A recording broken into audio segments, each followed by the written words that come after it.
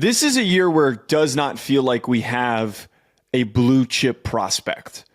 We do not have the, oh my God, you have to draft him. He could completely change your team. There's no Abdul Carter. Abdul Carter was the guy last year where freakish athlete, was worthy of getting picked early. Results have been a little bit up and down, stuff that he can and can't control.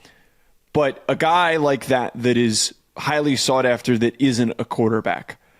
I think that there's 4 guys that at least are close.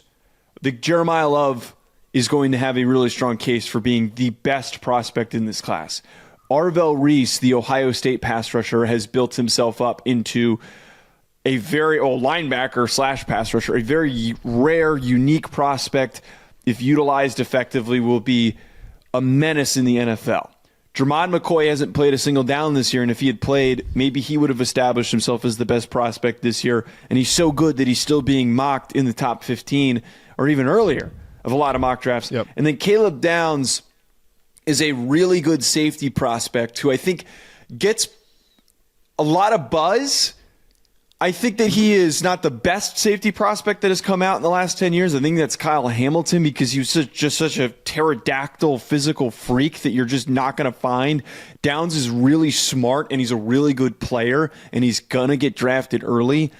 Of those 4, who do you see as the, hey, this is the player that teams, if he's on the board, shouldn't hesitate, have to take him, clearly the best player? So I think Arvell Reese is a blue chip player. I just think he is.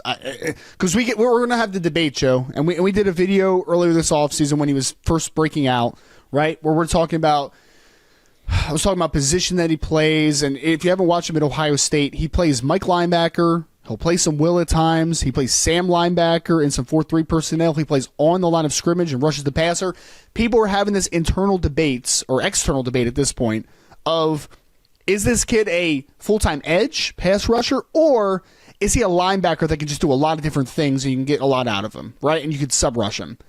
I'm more to the latter there. Like, I don't actually just want to throw Arvell Reese as a pass rusher. I want to play him as a Mike linebacker, and then in obvious passing situations or some obvious passing downs, I can be creative with how I use Arvell Reese, and that's both as an interior blitzer and as a pass rusher at times off the edge. So that kid, 6'4", 245, he is a freak of nature, man. Like, we just haven't seen a ton of dudes like him that could legitimately play 4-ish different positions. Like, he's a little bit of a unicorn, man. So I am super high on Arvell Reese. I've stated this in the past. I will continue to state it unless he has a just plummet of a drop down the stretch of the season.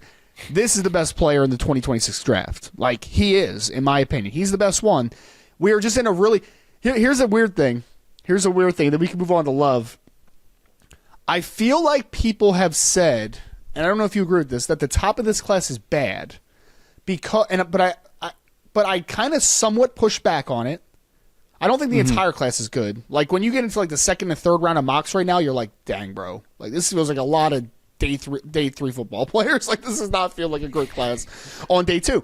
But I don't think it's a bad class up top. I think the reason that people think it's a bad class up top is that some positions that people don't use at certain value or perceive at certain value are the positions that are really good this year, right? Like, linebacker is an incredible class, really good class. And we're talking about a linebacker, essentially the best player in the draft.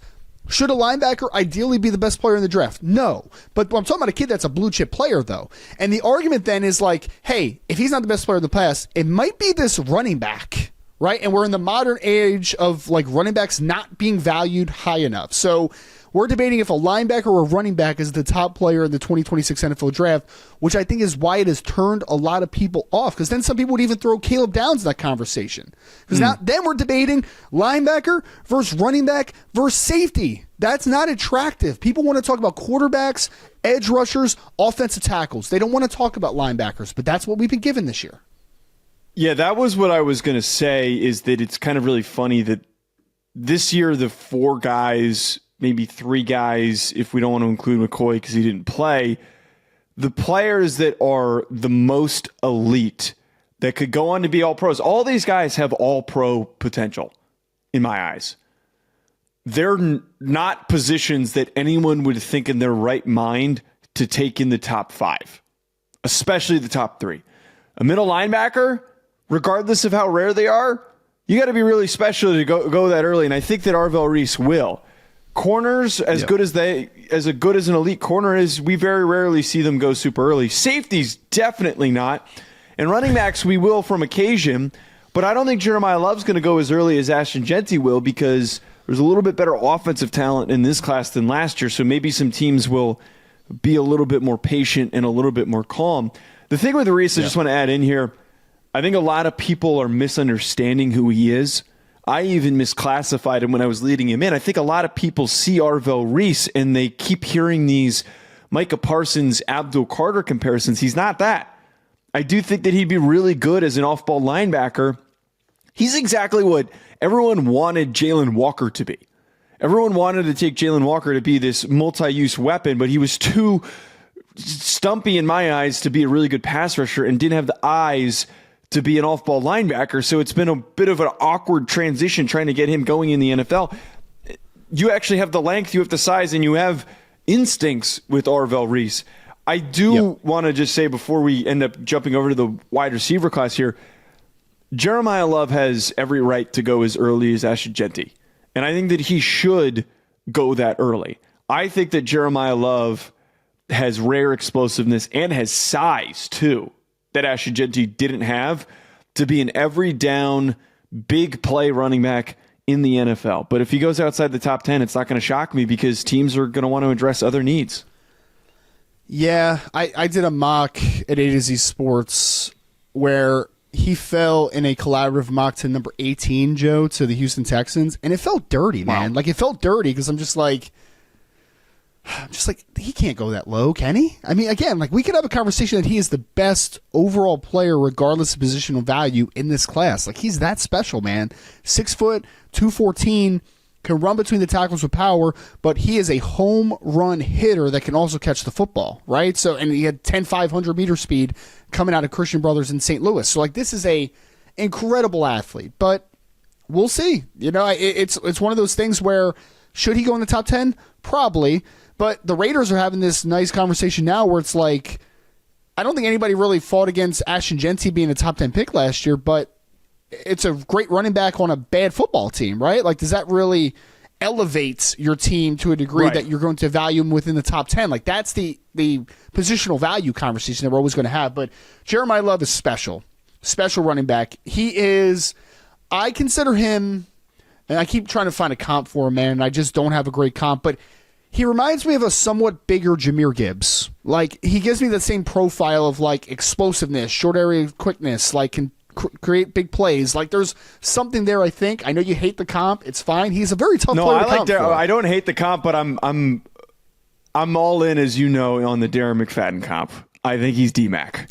He's just he's more flexible, though. Like, his change of direction is better than Darren McFadden. Darren McFadden was Darren McFadden was a one-cut, hit it, and a fast guy, you know? Like, Jeremiyah Love's more than just a one-cut, hit it, and fast guy. Like, he's a quick area guy, too, you know? That's my thing.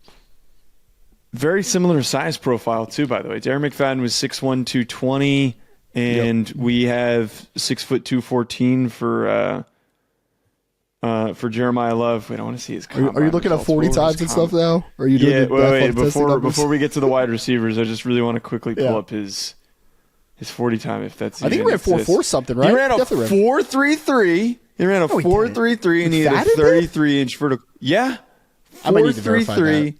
30. This is on the NFL.com website. Verify what?